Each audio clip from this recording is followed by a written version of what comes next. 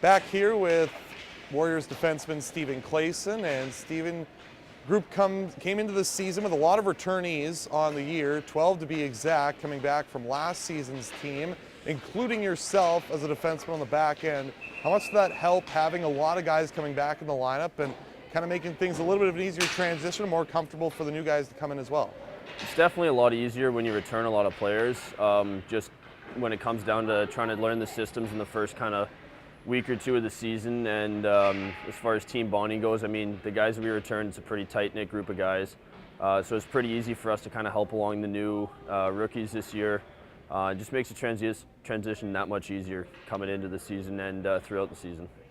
You got a letter in the off season as well. You wear an A for assistant captain, along with Captain Jared Marino and two other assistants, Kevin Tilsley and Jake Harrison.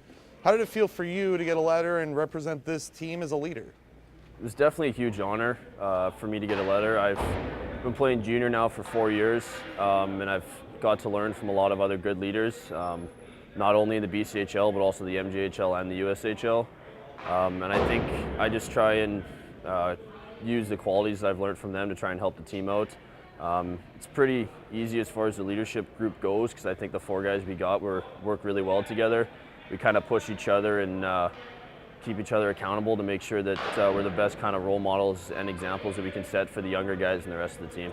You talked about that you've been in Junior A for a while now, starting out with the Manitoba Junior Hockey League, then going to United States Hockey League, and now here to BC, over 200 career Junior A games. How much has that helped you, and how much have you changed as a player in that time over the last 4 years? Oh, I've changed as a player and a person a ton over those 4 years.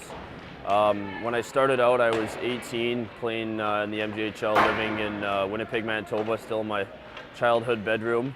And then kind of after my first season there, I made my way down to Madison. It was my first chance to kind of live away from home.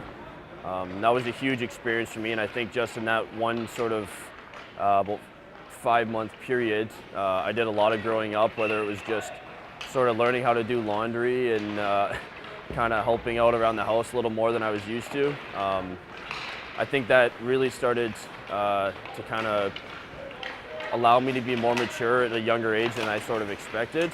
And then obviously coming out to BC, I've been living away from home for 2 years now.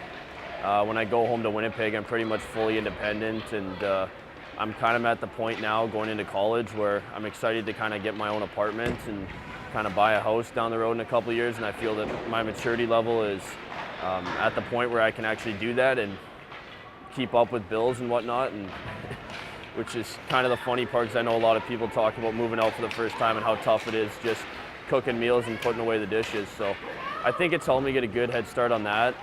And then as far as my play's gone, I just think that over the 4 years, I've had the ability to get better at working hard day in and day out of practice, and just really trying to learn what it's like to be a pro, and sort of treating every opportunity that I get out there as a privilege and an opportunity to get better.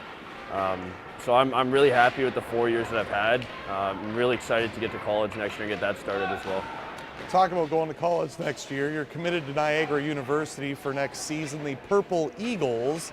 How do you feel? And there must be a lot of excitement going into that. And was it nice to finally get that commitment this year after all the hard work you put in? Yeah, it was super exciting to get that at the start of this season. Goal of mine since I was 15 was to get an NCAA scholarship and be able to play hockey and get my education.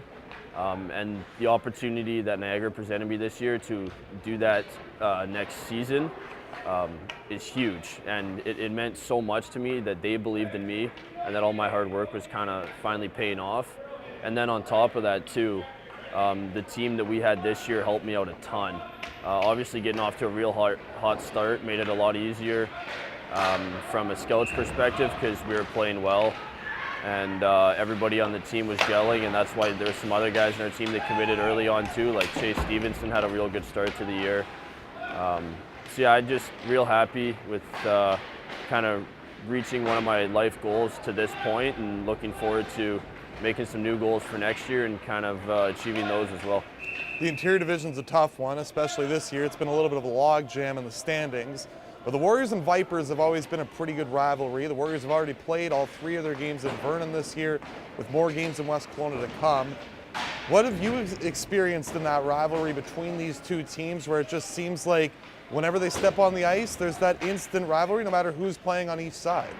Yeah, there's definitely a rivalry that goes back way before my time here. Obviously, being anywhere time you play a sporting event where you have an opponent that's an hour down the road, there's normally going to be a pretty good rivalry. And on top of that, the success that Vernon's had in the past and the success that West Kelowna's had in the past has just amplified the rivalry this year. And obviously Vernon's a very good team, and we are as well. So every time we play each other, you got a lot of good players that the emotions run high in the game, and you start to clash back and forth.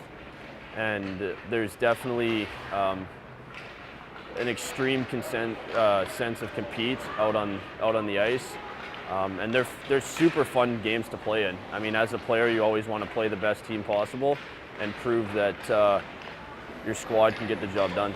Lastly now, you're from Winnipeg. You know your favorite team's the Jets, but who's a guy that you kind of idolize in the NHL player-wise?